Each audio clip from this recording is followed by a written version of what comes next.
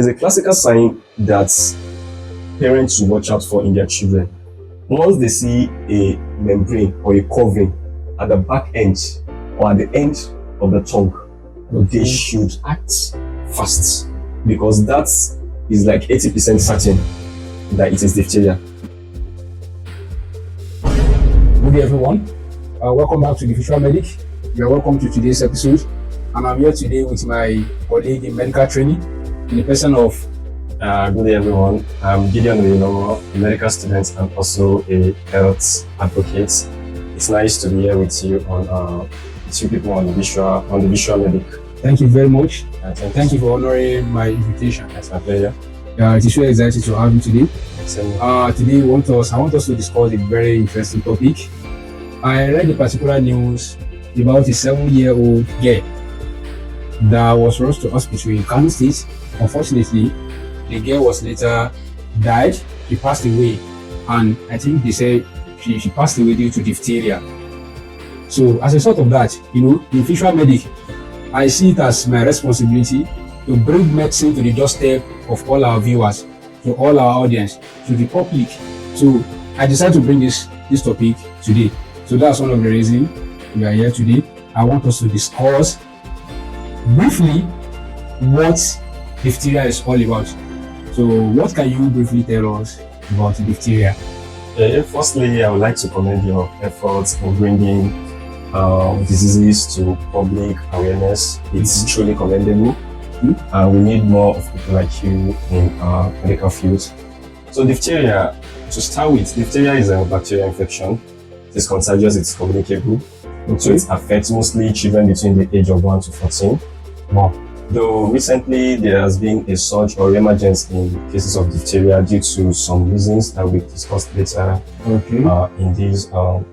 later on this video. So diphtheria, what causes diphtheria? Diphtheria is caused by a bacteria called Reemergence diphtheriae, and also uncommonly by another bacteria called Reemergence ossirans. Wow. So Reemergence diphtheria affects mostly the airway, from the nose down to the lower airway, while Reemergence ossirans mostly affects the skin. So mostly they divide diphtheria into two: respiratory diphtheria and cutaneous diphtheria, or diphtheria that affects the airway and diphtheria that affects the skin. So briefly, that's what diphtheria is. It's a bacterial infection. It is contagious. It affects mostly children between the age of 1 to 14, though it affects anyone. Especially any age group. It affects any age group, especially people that are immunocompromised. Especially people with HIV infection, people with cancer, people that are taking steroid due to maybe a disease or another. So it mostly affects them too if their immune system is compromised or reduced, or people that recently undergo organ transplants. So it affects them. So it can affect any age group, but majorly it affects people between the age of 1 to 14. So it is caused by bacteria Reemergence diphtheriae and uncommonly Reemergence ossirans. Thank you very much. This is a kind of elaborated introduction. Honestly, there's no you writing in an exam without getting up to 80 over 100. This is very elaborated. Thank you very much. This is not an exam. Yeah, thank you very much. So which means, if I understood this thing very well, you mean this diphtheria is contagious. Like if you have someone that has it now, another person can contact it from that person. So that's communicable infection. Okay, that's nice. So I read about this diphtheria. I think there was an emergence of it around 2023. That was 2023. So people thought diphtheria was gone. So why are we still hearing about diphtheria? Why is it raining? Because everywhere diphtheria here, diphtheria there, diphtheria. Even in our hospital now, we have a case of diphtheria. So why are we still hearing it? Because 2023, all of us thought diphtheria has gone already. Okay, thank you very much for that. It's not that diphtheria is gone. The incidence has reduced compared to before due to invention of vaccine. But due to the pandemic that happened in 2020, the famous COVID-19 pandemic that Okay. So there has been increase in healthcare burden. And also, in this part of the world, in developing countries that have been ravaged by insecurity and other things. So the healthcare system is burdened with incidents of pandemic in 2020. So that reduced the focus of healthcare system, the government and authorities in charge of the global healthcare in focus on other communicable diseases like diphtheria and other like hepatitis, that is whooping cough, and some other ones. So majorly the global healthcare system focus more on the pandemic, that is the COVID-19, developing vaccines that work, drugs that might actually reduce the clinical manifestation or the symptoms of those diseases. So they neglected, or let me just say, they reduced their concentration on diseases like diphtheria. So this leads to decreased vaccination of against bacteria, and also due to insecurity in some parts of the country, especially in the northwestern and the northeastern, and even in the north central part of the country. So taking vaccination to people that are truly in need of it has been affected, definitely, due to the insecurity. So we have generally experienced reemergence of diphtheria, or the emergence of outbreak of diphtheria in parts of Nigeria. So from 2022 to 2025, we have about 41,000 suspected cases of diphtheria, in which about 25,000 is confirmed. And this has led to about 1,200 deaths. That was between 2023 to 2025. Wow, that's serious. And even recently, in January to March 2025, this same year that we are, there was outbreak in Lagos State, Kano State, Sokoto, Niger, and some other parts of the country. Which means diphtheria is still very much with us. And there's a need for us to act now as healthcare personnel. And there's a need for the government to also act now in mitigating or reducing insecurity in some parts of the countries, and also in increasing allocations to healthcare systems. To the affected states. So they need to increase allocation, and they need even allocation of vaccines to all. Yes, there is need for increase in vaccine production and also vaccine distribution. It needs to be well distributed and distributed to places that truly need the vaccination, because concentrating the vaccination to urban centers alone will not be helpful. Rural areas need vaccination, so they need those vaccines to actually reduce incidence and outbreak of diphtheria. So diphtheria is still very much with us. Though the cases has reduced from 1940 to 2020 from about 100,000 to 10,000 globally. But we have seen a reemergence and a resurge in the cases from 2021 to 2025 due to COVID-19 outbreak and reduced vaccination. Thank you very much for that.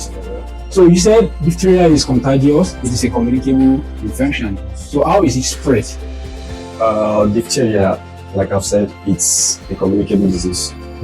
And I said it can be grouped into two. So it can be grouped like we have respiratory diphtheria and also cutaneous or skin diphtheria.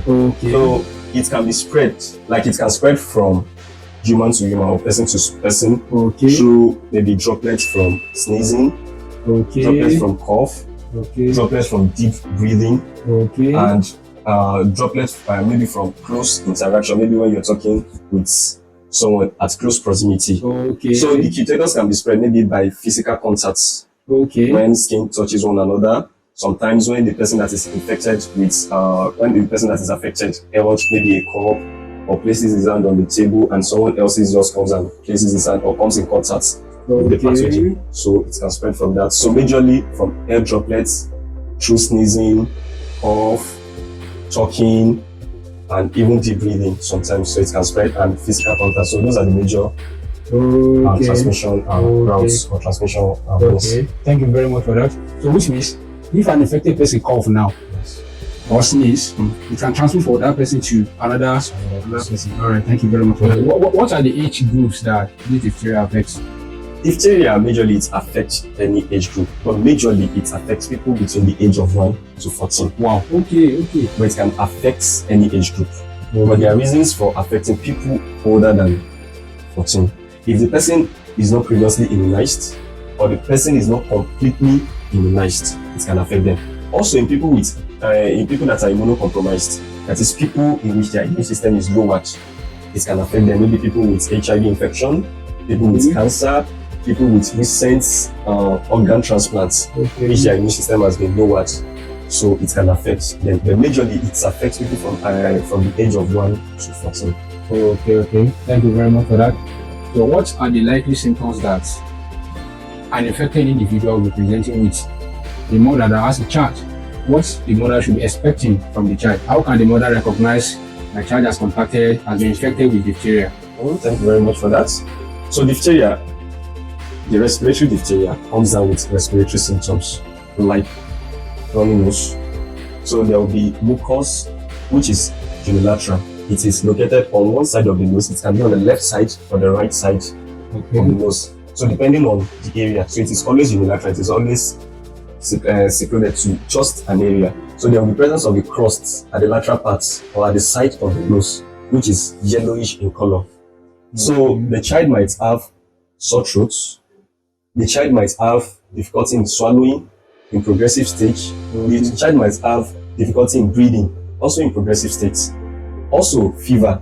But there's a classical sign that parents should watch out for in their children.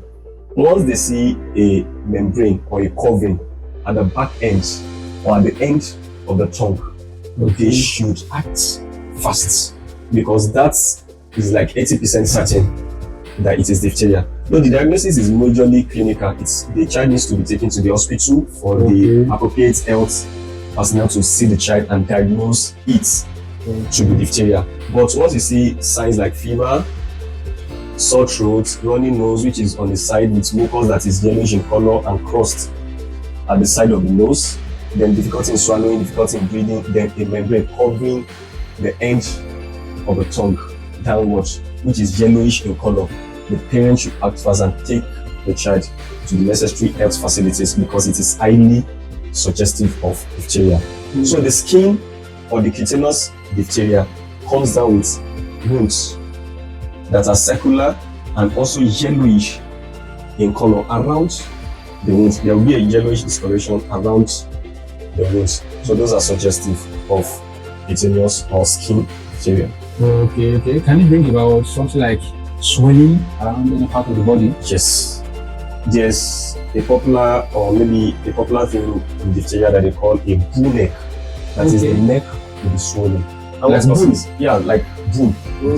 Okay. So the neck will be swollen. And what causes this swelling? This swelling is due to the reaction of the body.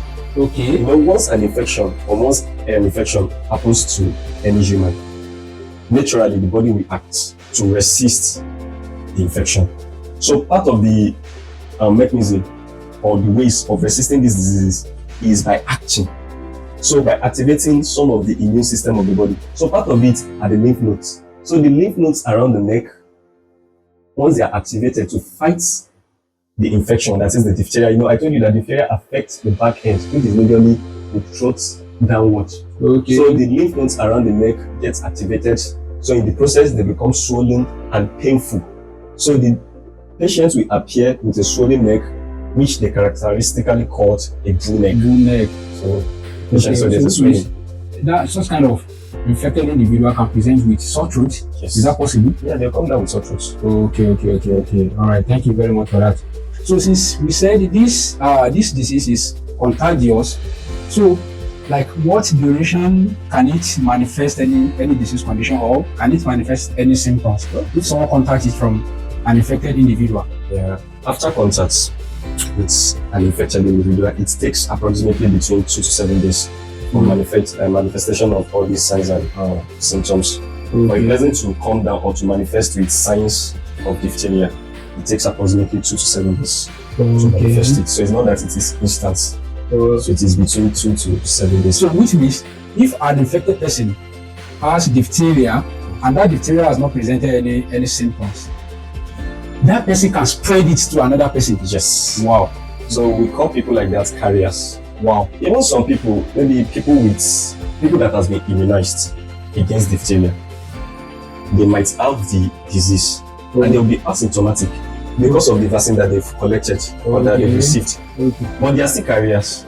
Okay. The diphtheria is still in them, though it is not manifesting any symptom. So the person, those carriers, they can spread it across. Them, they will not manifest it, but the people that they spread it to, if the person is immunocompromised, or the child is maybe to their some parents might pass it to their children if the children are not vaccinated. Okay. So they can pass it to the children, they can pass it to someone that is immunocompromised, maybe an HIV patient, a HIV patient that they meet, so they can pass it.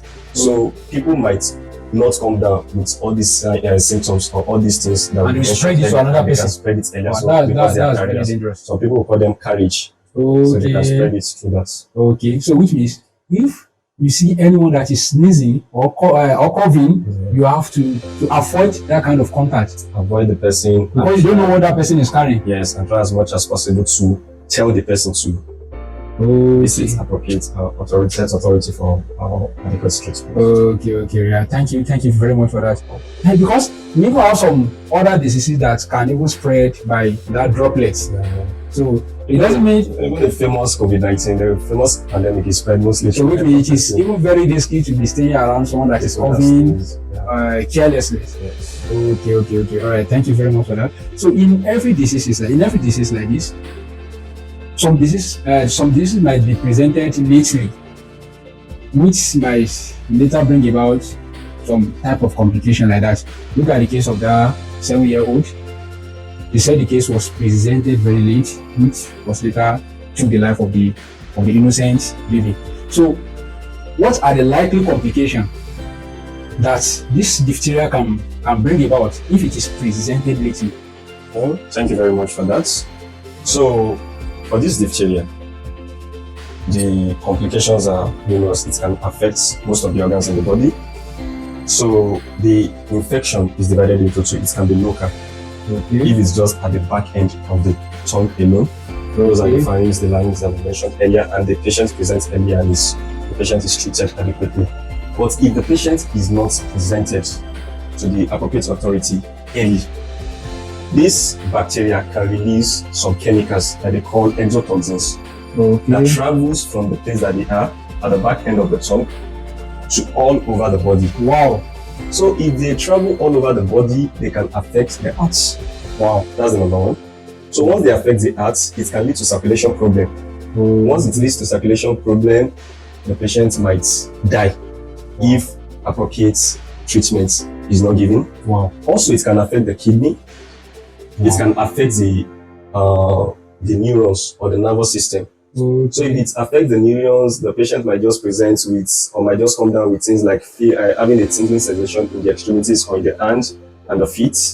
Sometimes it might affect the lower back of the tongue, like we've said, that the lower back of the tongue will deviate towards the side, it will move towards the side. So the patient might actually choke themselves because most of the food that they are taking will not be able to go to the appropriate channel, that is the esophagus. So it might go to the airway, which might cause choking.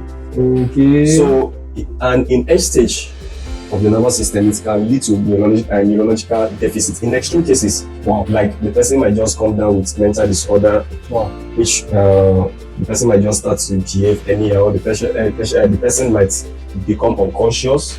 So it's all these things, the patient might become unconscious. The patient might even come down with some cranial nerve palsy. We call it cranial nerve palsy, or maybe let me just in simple terms, the patient might come with deviation of some parts of the face. Hearing loss in extreme cases. So the complications are numerous. It can affect almost all the organs of the body if it is not treated early and it's not presented to the right authority as early as possible. So which means complications can only arise if the toxins are travel all around the body. Okay. All right, thank you very much for that. So this diphtheria, with all these complications, even the symptoms that you have said, it shows that diphtheria is a very dangerous disease. It's a very dangerous infection. Diphtheria, is it preventable? It is a preventable disease because there's vaccine against it. So anything that has vaccine is preventable. So the World Health Organization gives free vaccine to affected countries. in white countries or in Western countries, the cases of diphtheria has gone down to almost zero. Wow. But it's still very much with us in developing countries due to inadequate vaccination and some of the problems I've actually listed earlier, like insecurity and healthcare body. But there are free vaccines. The vaccination is entirely free. Wow. So there are different vaccines for it. We have the bivalent vaccine, which is diphtheria plus tetanus. Wow. There's trivalent, which is tetanus, diphtheria, and pertussis. That is whooping cough. And we also have pentavalent, which is 5. It caters for diphtheria, caters for tetanus, caters for pertussis, that is the whooping cough, Haemophilus, influenza B, and also hepatitis B. Wow. So which means if someone is vaccinated against diphtheria, it will give your body a resistance towards it. So the person will not come down with diphtheria. Even if you come in contact with someone with diphtheria, the person will not manifest the disease. It will be asymptomatic. And also, this vaccine is there's no age exclusivity. It is for all ages. Even if you check your immunization card and you notice that you're not taking vaccine for diphtheria, you can approach the nearest health facility and request for the vaccine at any age. They will give it to you. And even if you've taken this before, if you feel you need a booster or maybe there's an outbreak, you can go to necessary health facility and they'll give you a booster. Or maybe someone that wants to travel to an endemic area or maybe an area with outbreak. Like want to travel to like Kano. Maybe someone going to Kano during outbreak, you can request for a booster before going to the places. So this booster will actually help the body to resist the disease. Okay, thank you very much for that. So does that mean that you can just walk into any health facility and request for vaccine? Yes, it is. Is it given to any newborn? Is it given to newborn baby? Yes, it is given to newborn. It is part of the immunization schedule for newborn. So they give them in 3 doses at 6 weeks, 10 weeks, and 14 weeks. Okay. So it is given to them. But I've said it, due to insecurity, healthcare body, some people are not even giving birth in health facilities again. The hospitals, they give birth at home and they don't really care about vaccination. So they are just there. So there's a need, if the person has missed vaccination at the appropriate age or the appropriate time, there's a need to also tell them or admonish them to actually go for vaccination again. Okay, for the completion of that completion. Maybe someone has not completed the vaccine, you might go for completion. Everyone should try their best to check their immunization card, to check the number of doses that they've received. If it's not up to the numbers, that is 3 doses, they can approach the facilities. It is entirely free. Okay. So there's no and at adult level, you can still even boost that vaccine. Boost it. Wow. Boost it, so it's going to appropriate this and we'll give it freely. Okay. Thank you very much for that. So which means diphtheria is preventable. Okay, and the vaccine are readily available, and they are very effective, and they are safe. They're safe. There's no complications in it. Okay. All right. So, thank you very much. Thank you very much for that. So, what are the advice you have for people that are viewing us, our viewers, the parents, the general public at large? What advice do you have for? So to the general public, I would like to tell them again that diphtheria is still very much with us. It's not yet gone.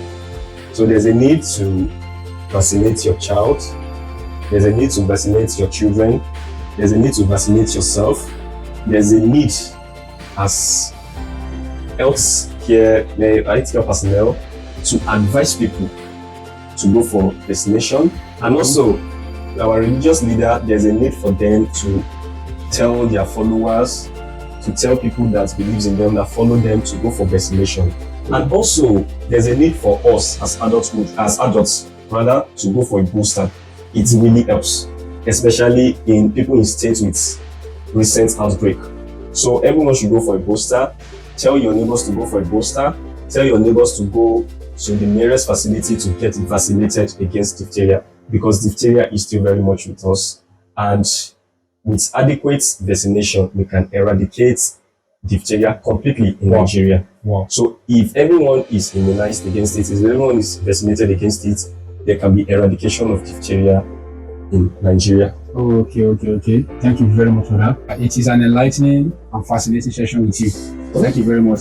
So to our audience, if I were you, I'll pick up my phone now and make series of calls, confirming from my auntie, uncles, all our relatives. I'll make sure that I instructed everybody to go and check their diphtheria vaccine record to know whether they have completed the dose or they are still pending dose, because it is advisable to complete the dose. And even if you have already received the vaccine, it is advisable to go and use the booster to increase the immunity against that.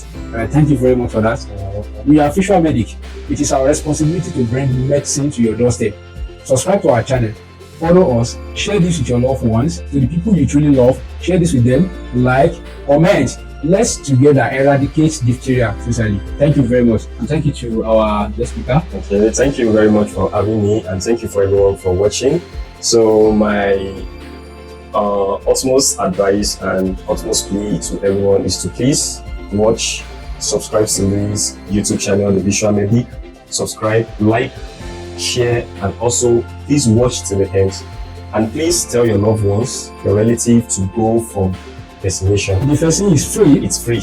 It is safe. And it is safe, and it is even readily available. And it is effective. Just go to the nearest health facility. It is effective, and with this, with adequate vaccination, we can eradicate diphtheria completely in Nigeria. So please like, subscribe, and please watch to the end.